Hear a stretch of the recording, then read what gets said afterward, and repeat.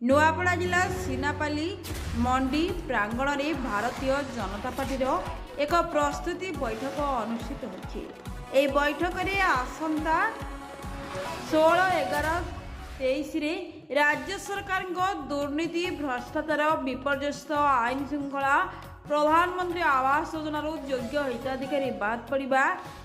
MG NRGS रे व्यापक अनियमितता मरुड़ी घोषणा पानी जल जोगाण जल सेचनर व्यवस्था एभली अनेक समस्यार समाधान पई एक प्रस्तुति बैठक बीजेपी जिला सभापति सुब्रत कुमार ठाकुर नेतृत्व में सीनापाली मंडी प्रांगण में एक बैठक अनुष्ठित होती। बैठक में खड़ियाल निर्वाचन मंडल पूर्वतन विधायक श्रीजुक्त हितेश कुमार बगर्ती, राज्य कार्यकारिणी सदस्य शिव प्रसाद मुंड, ओबीसी मोर्चा जिला सभापति विशिष्ट शिक्षाविद प्रेमी सिंधु हेरना, समलई मंडल सभापति प्रताप चंद्र मेहर, बुढ़ादेव मंडल सभापति नरहरि हंस, ओदंती मंडल युव मोर्चा मंडल सभापति पुष्पम मसरा, साधारण संपादक ओदंती मंडल कोदंड राउतराय, प्रेमलाल नायक पूर्वतन मंडल सभापति सतीश चंद्र जोशी, उज्जवल हंस, विशिष्ट समाजसेवी अमित जैन, टंकाधर बंदीछर प्रमुख अनेक बीजेपी कार्यकर्ता उपस्थित थे। सुब्रत कुमार ठाकुर जिला सभापति भारतीय जनता पार्टी नुआपड़ा आज मंडी प्रांगण रे एक बैठक अनुष्ठित होता। यही बैठक रे निष्पत्ति है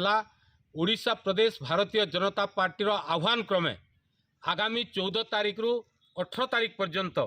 ओडिशार समस्त 314 गोटी ब्लॉक भारतीय जनता पार्टी दुर्नीति भ्रष्टाचार प्रधानमंत्री आवास योजना अनियमितता वंचित हिताधिकारी को बासगृह जोगेदेवा रेशन कार्ड रे दीर्घ वर्ष धरिक जो मानकर नाम इडिशन है नहीं जोग है नहीं से मानकर नाम केमिति जोग करा जाई परिबो जो माने प्रधानमंत्री किसान सम्मान निधि योजना रे अंतर्भुक्त हो पारि नाहंती से माननकु केमिति योजना रे शामिल करा जिवो कालिया योजना रे केमिति शामिल करा जाई परिबो आपनकर नवीन ओडिशा आम ओडिशा एई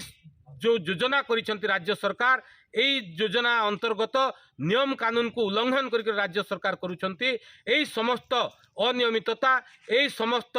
भ्रष्टाचार दुर्नीति शोषण विरुद्ध रे आगामी दिन रे भारतीय जनता पार्टी ब्लॉक घेराव करिवो। एई निष्पत्ति अनुसार 16 तारिख दिन सीनापाली ब्लॉक को भारतीय जनता पार्टी घेरिबो। एई निष्पत्ति नैकरी आज आलोचना होता एवं सर्वसम्मति क्रमे निष्पत्ति है सीनापाली ब्लॉक रो समस्त गाँव समस्या समस्त ग्राम पंचायत समस्या चाषी समस्या युवक समस्या जनता जनार्दन साधारण लोकंकर समस्या यही समस्या नैकरी आगामी दिन रे तार निराकरण पाई भारतीय जनता पार्टी ब्लॉक घेराव करिवो जिलापालंकर दृष्टि आकर्षण करिवो राज्यपालंकर उद्देश्य रे दाबीपत्र प्रदान करिवो।